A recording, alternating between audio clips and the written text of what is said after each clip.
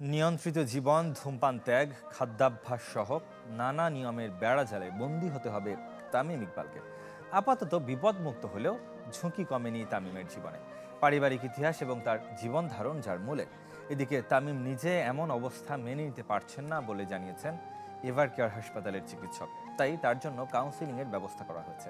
কি হলো, আমার আব্বার হার্টের ব্লক ধরা পড়ে। আমার আব্বার কিন্তু এখনো রিং পরানো হয়। হ্যাঁ, আমার বাবার আজকে ব্লক ধরা পড়ছে 4 বছর। কেন, কি কারণে পড়ছেন না? খরচটা অনেক বেশ। কত টাকা খরচ? হাসপাতালের বিছানায় শুয়ে আছেন তামিম ইকবাল। আগের চেয়ে অনেক সুস্থ। কথা বলছেন পরিবারের সাথে, কিছুতেই মেনে নিতে পারছেন না একজন ফিট খেলোয়াড় হিসেবে এমন অবস্থা।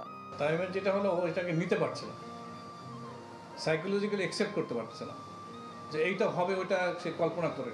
বাট এটা কিন্তু অনেক ইতিহাস আছে, অনেক খেলোয়াড় মাঠে খেলার সময় মারা গেছে এবং অজ্ঞানে পড়ে গেছে, এরকম অনেক ইতিহাস আছে। মানসিক অবস্থার জন্য আমরা কাউন্সিলরকে করছি, ইনভলভ করছি, সে কাউন্সিলিং করবে এটাকে কীভাবে মানায় যাওয়া, ওর প্রশ্ন শুনবে, ওর কোয়ারি শুনবে, ওর প্যানিক শুনবে, তারপর সেভাবে আমাদের কাউন্সিলর গাইড করবে।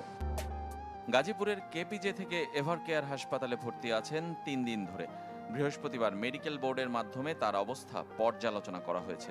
সিসিইউ থেকে হস্তান্তর করা হয়েছে কেবিনে, তবে হাসপাতালে থাকতে হবে আরও 2-1 দিন। মেডিকেল বোর্ড হয়েছে আজকে সকাল 11টার সময়, যেটা নেতৃত্বে ছিলেন প্রফেসর শাহাবুদ্দিন তালুকদার সাহেব এবং সাথে মেম্বার ছিলেন professor Atar Ali, doctor Shahs Monar, professor Ikrim Reza এবং ডক্টর তামিজ জাহাতে। আমাদের 5 জন সিনিয়র বিশেষজ্ঞ কার্ডিওলজিস্টের তত্ত্বাবধানে আজকে একটা বোর্ড মিটিং হয় এবং বোর্ড মিটিংয়ের রিপোর্ট অনুযায়ী তামিম আলহামদুলিল্লাহ খুবই ভালো আছেন।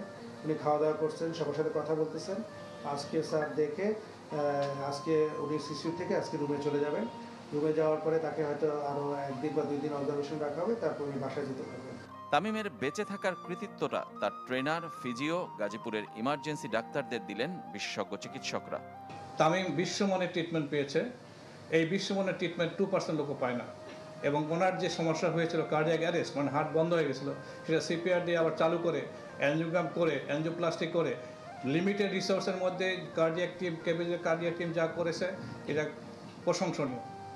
কেউ বলছেন 1 মাস, কেউ বা 3-4 মাস পর ফিরবেন ক্রিকেটে, এমনটাই আভাস দিচ্ছেন। তবে হৃদরোগ বিশেষজ্ঞদের মতে কয়েক মাস পর তার অবস্থা পর্যালোচনা করেই সিদ্ধান্ত নেওয়া হবে। ক্রিকেটে ফিরবে কি ফিরবে না সেটা আমরা 3-4 মাস পর অ্যাসেস করে, আমরা কার্ডিয়াক টিম বসে, ফিজিও বসে ওদের অ্যাসেসমেন্ট করে তারপর বলবো। But it requires time.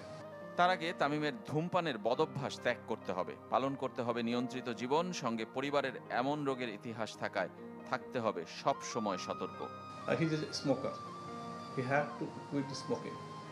R obesity control করতে হবে। ওর ফ্যামিলি হিস্ট্রিটা খারাপ, ওর বাবার হিস্ট্রি, ওর ভাইয়ের হিস্ট্রি, প্লাস সব কিছু মিলে ওদের থ্রম্বোসিস, রক্ত জমাট বাজার যাওয়ার একটা প্রবণতা আছে এবং ওইটা ওর হয়েছে। ওর ব্লক ছিল প্রায় 80-90%, তার উপর থ্রম্বাস মানে রক্ত জমাট বেঁধে সম্পূর্ণ হার্ট অ্যাটাকটা হয়েছে। বাট আলহামদুলিল্লাহ হি সেভ। আপাতত বিপদ কেটে গেলেও ঝুঁকিমুক্ত জীবন নয় তামিম ইকবালের।